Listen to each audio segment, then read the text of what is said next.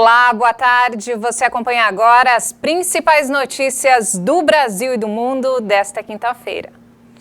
A análise de resultados da imunização em massa em Serrana, no interior paulista, começa na segunda-feira. A participação na pesquisa ficou acima do esperado pelos coordenadores do estudo de vacinação. A vacinação em massa contra a Covid-19 em Serrana foi finalizada no último dia 11. A próxima etapa do programa é a análise dos resultados. Os primeiros dados devem ser revelados a partir de maio. A iniciativa do Instituto Butantan estuda a eficiência da Coronavac na diminuição das taxas de transmissão do novo coronavírus. Na avaliação dos cientistas, a fase de imunização obteve sucesso no município. A adesão do público-alvo alcançou quase 98%, ou 27 mil pessoas em uma população de 45.600 habitantes. Outro resultado já revelado foi a queda no número de mortes. Desde fevereiro, no início da pandemia, houve 20 óbitos por Covid na cidade. Destes, 14 foram pessoas que não tomaram a vacina. Das 6 restantes, 5 tomaram somente a primeira dose. E a única pessoa que chegou a receber as 2 doses apresentou os primeiros sintomas 2 dias depois da última aplicação, o que indica que ela foi infectada antes de atingir a imunização. Após a análise dos resultados, os pesquisadores querem descobrir se a vacinação em massa de fato atingiu o objetivo mais importante do projeto: reduzir a transmissibilidade do vírus no município. E ainda falando sobre coronavírus, olha só, a vacina contra a Covid-19 produzida na Índia, a Covaxin, apresentou eficácia de 78%. A informação foi anunciada pela fabricante do medicamento. A empresa de biotecnologia indiana e o Conselho de Pesquisa Médica da Índia informaram que a Covaxin apresentou, além da eficácia geral de 78% nos casos sintomáticos leves e moderados, garantia de 100% em casos graves da Covid-19. A eficiência em pessoas assintomáticas foi de 70%. Esses dados sugerem redução na transmissão do vírus. O levantamento também apontou que a Covaxin funciona bem contra a maioria das variantes do SARS-CoV-2. Os dados fazem parte da segunda análise provisória de testes clínicos de fase 3. O primeiro estudo provisório foi feito em março deste ano e apresentou eficácia de 81%. Os resultados de segurança e eficácia da análise final devem ser anunciados em junho. Os pesquisadores observaram os efeitos da vacina 14 dias após a segunda dose em quase 26 mil participantes de 18 a 98 anos de idade. 10% dos voluntários tinham mais de 60 anos. O aumento de casos na Índia levou os pesquisadores a observar os impactos da vacina em um número maior de pacientes sintomáticos. No Brasil, a Covaxin ainda não conseguiu a certificação de boas práticas emitido pela Anvisa.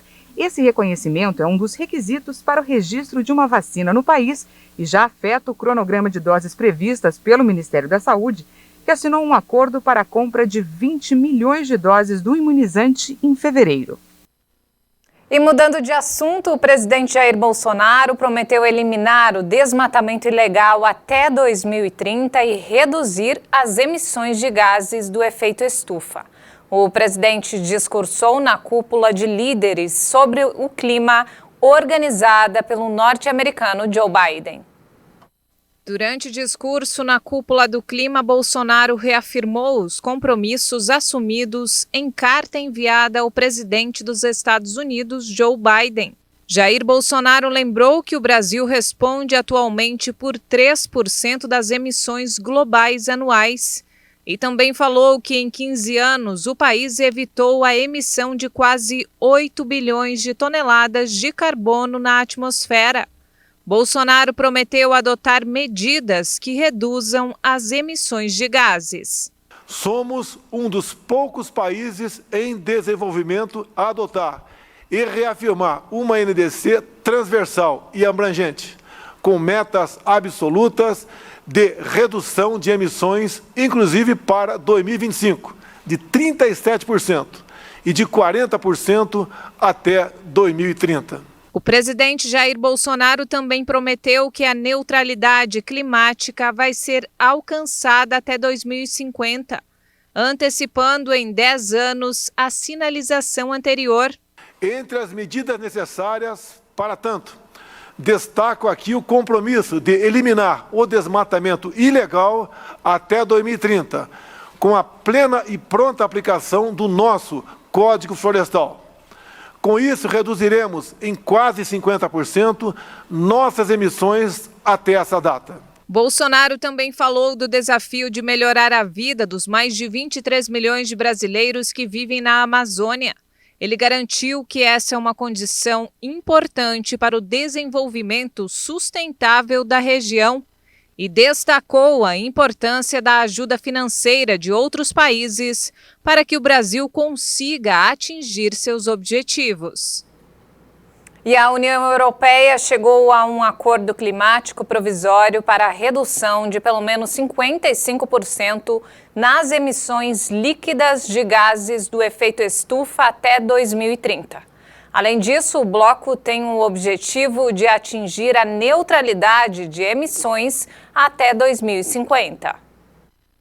Eurodeputados e representantes dos países da União Europeia alcançaram um acordo na véspera da reunião de cúpula organizada pelo presidente americano Joe Biden. Essa lei climática é uma virada de jogo, há um antes e um depois da lei climática. O acordo, que foi anunciado após 14 horas de reuniões, abre o caminho para que a União Europeia alcance uma redução de até 57% das emissões na comparação com 1990. Ele leva em consideração o compromisso da Comissão Europeia de desenvolver sumidouros naturais de carbono para absorver o CO2, como florestas e prados. O endividamento será incorporado a uma lei de clima para toda a União Europeia, atualmente em preparação. A meta é resultado de uma delicada negociação diplomática para aproximar as posições dos países da União Europeia, que em novembro estabeleceram uma redução líquida de 55%, e do Parlamento Europeu, que defendia uma queda no volume de emissões de pelo menos 60%. E voltando a falar sobre coronavírus, a Pfizer identificou versões falsas de vacina contra a Covid vendidas no México e na Polônia. A substância era comercializada por até $1.000 a unidade. O governo mexicano anunciou a apreensão das vacinas falsas em 17 de fevereiro e várias pessoas foram presas. O caso é investigado pelo Ministério Público.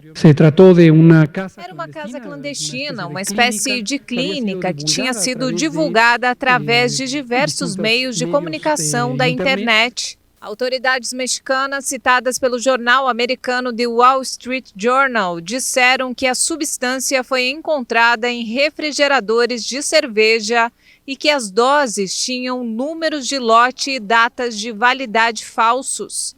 80 pessoas foram vacinadas com a substância. Em meados de março, o governo mexicano também apreendeu um carregamento em um avião particular com destino a Honduras, de supostas vacinas da Sputnik V, que as autoridades russas disseram ser falsas. Segundo a Pfizer, o líquido encontrado nos tubos apreendidos na Polônia era uma substância cosmética, possivelmente um creme anti-rugas.